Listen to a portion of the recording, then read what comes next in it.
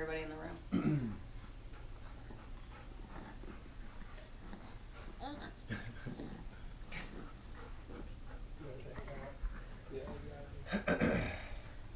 Okay, so my name is Jason Parsons, and this is my persuasive speech, and I'm arguing that humans should be going to Mars to colonize Mars.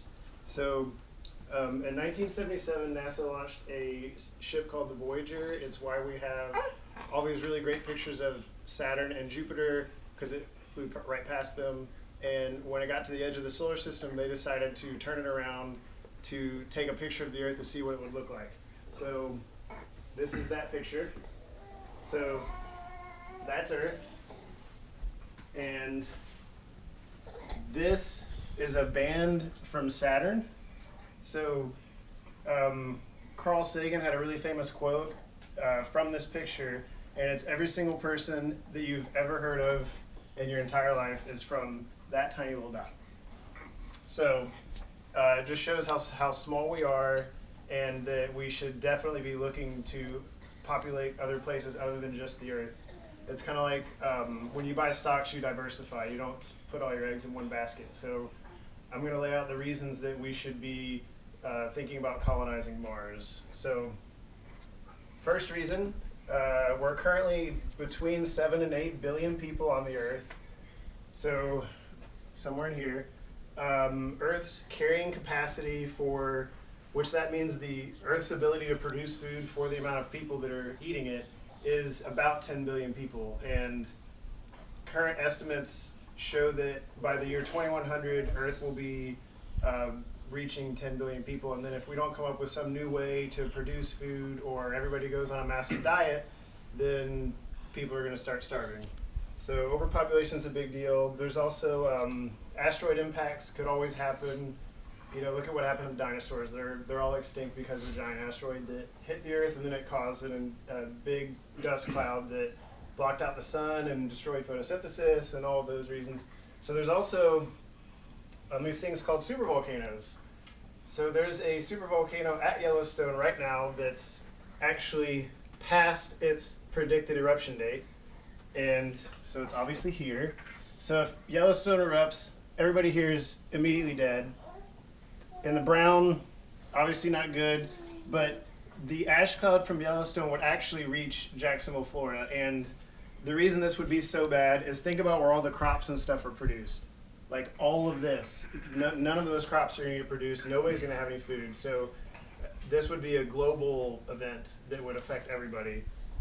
And so also, this is our sun right now. And the Earth is, I believe, here. And we're in our nice little Goldilocks zone where everything's great. Temperature's perfect for humans. So we know for a fact that in 5 billion years, if humans have not left the Earth, then we will all go extinct, because then this is going to happen. The Earth will turn into a red dwarf. It'll expand so much that the Earth is right here, and Earth will look a little bit like this. So obviously, if we haven't left the Earth by 5 billion years from now, guaranteed human race, everybody's dead. So then there's the threat of nuclear war. In 1986, the United States had 23,317 nuclear warheads. Russia had 40,159 nuclear warheads. And there was a famous quote during World War II when Hitler and Churchill were kind of going at it, and Churchill was bombing the heck out of Germany. The quote from Hitler to Churchill was, "We will pay you back 100-fold if you continue to do this. If you do not stop this bombing, we will hit London." So that just gives you an idea of like how bad it can be with world leaders trying to they just want to bomb each other worse than the other person. And so there was disarmament treaties that were signed. This is how many treaties, like throughout the years, because we decided nuclear weapons are bad.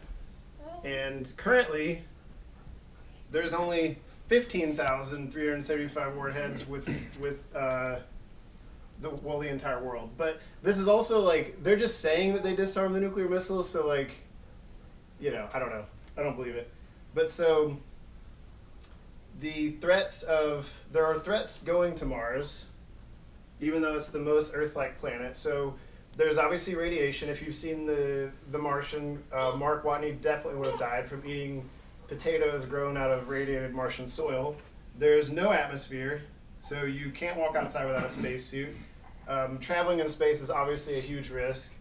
There's also psychological damage. We don't know what type of psychological damage a trip like that would do to a small group of people. But believe it or not, there's currently over 200,000 people that have volunteered to go to Mars and to never come back. So these people have volunteered to go to Mars to die. So they're gonna leave everything behind. They're voluntarily putting themselves in a dangerous situation, and they know ahead of time they are going to Mars to die on Mars. So those are the bad parts.